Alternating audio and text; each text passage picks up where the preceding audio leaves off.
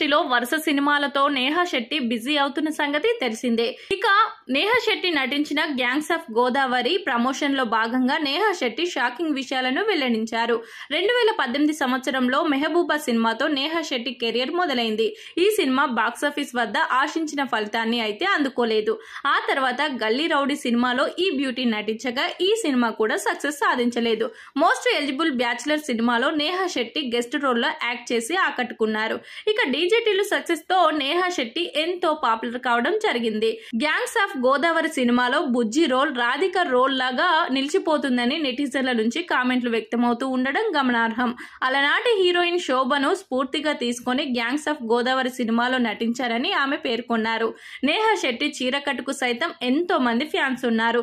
చీరకట్టులో కనిపించే పాత్రలే నాకు ఎక్కువగా వస్తున్నాయని ఆమె చెప్పుకొచ్చారు. ప్రస్తుతం బెల్లంకొండ సాయి శ్రీనివాస్ కు జోడీగా నేహా శెట్టి నటిస్తూ ప్రేక్షకులను మెప్పిస్తుండడం గమనార్హం. బన్నీ, నయనతార, అనుష్క, శ్రీదేవి నాకు నచ్చిన నటీనటులు అని నేహా శెట్టి వెల్లడించారు. నాకు గిటార్ ప్లే చేయడం, విహారయాత్రలకు వెళ్లడం చాలా ఇష్టమని నేహా శెట్టి అన్నారు. నేహా శెట్టి రెమ్యునరేషన్ కెరియర్ పరంగా ఎదగాలని ఫ్యాన్స్ భావిస్తున్నారు.